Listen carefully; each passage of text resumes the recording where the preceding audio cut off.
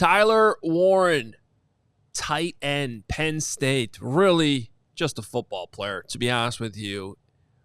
One of the more fun players in college football to watch last season. They would line him up everywhere. Yeah, he's a tight end. He can go outside in the slot, line up in the backfield, wherever they wanted to use him, fullback. Tyler Warren can do it. He can really do everything. And he's got suddenness, too, in his route running that I think definitely translate to the NFL to make him a dynamic receiving option. I don't know if tight end is the top need for the Chicago Bears, but Tyler Warren might be too good to pass up on.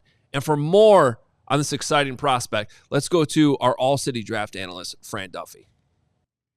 All right, let's take a look at one of the most fun players to watch in this draft class. That's Penn State tight end Tyler Warren, 6'5.5", 256 pounds. Won the John Mackey Award as the top tight end in college football. He's an All-American, All-Big Ten.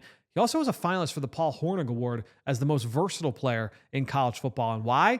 Well, because look, he caught a lot of passes. He was the focal point of that Penn State pass game on their playoff run this past year. But he was used as a runner. They would get him on jet sweeps. They would put him in the backfield. They would put him at quarterback and have him throw passes. They would put him at quarterback and do tush pushes. They did all.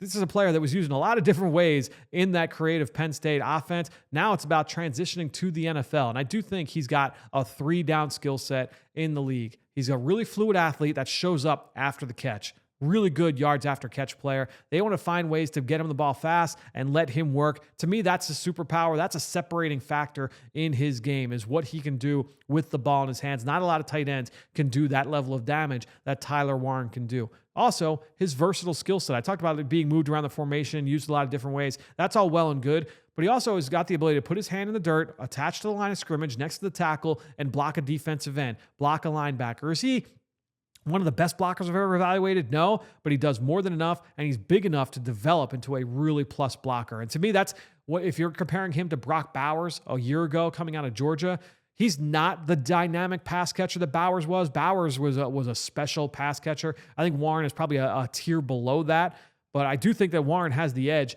as a blocker, not just right now, but his upside down the road. So while he may not be George Kittle, I do think that he's got the ability to be a really, really quality 3-down presence in the league. I think that certainly presents a lot of value. When I look at it from a negative standpoint, coming into the season, consistently had issues with his hands. Drop rate was really, really high.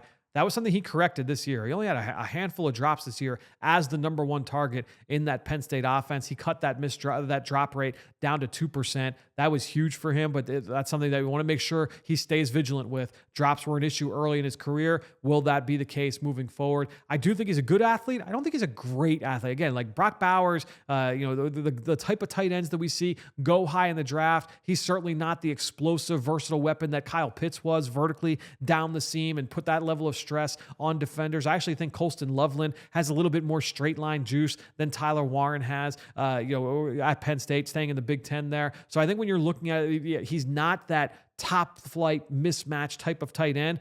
But again, this is a versatile player that can impact the game in a lot of different ways. Yards after catches there. His route running is solid. He can certainly get better in that aspect as well. So a lot to like with Tyler Warren. To me, looks like a player that can come in. I don't know if he'll be a full-fledged starter right away, but he certainly can impact the game as a pass catcher, a guy that you can game plan touches for and let him be a big part of your offense.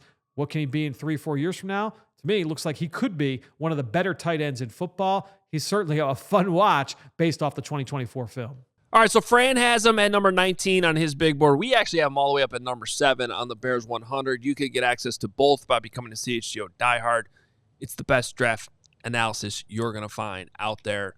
Totally interactive, updated all the time. Go check it out for yourself. It's outstanding. So when it comes to Tyler Warren and whether or not the Bears should pull the trigger on him, it's interesting. I talked to Ben Johnson at the owners' meetings. The interview was on CHGO, and he openly talked about how good of a football player he is and how the Bears were watching film of him, and it was Dennis Allen, the defensive coordinator, that stood up and was like, this guy would just be a matchup nightmare, a guy that'd be really hard to game plan for every single week.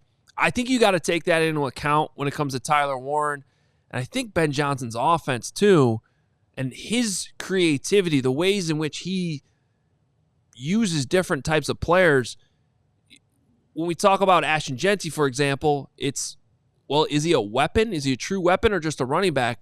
When it comes to Tyler Warren, this guy is a weapon. He's somebody you can move around all over the offense. I don't think there's any question about it. And the more and more I think about Tyler Warren, the more likely I actually think it would be that he could be a Chicago Bear. In fact, now my concern is if he's already off the board at number 10. I think there's a very real possibility of that. This is just a really good football player, one the Bears definitely need to consider at number 10 overall.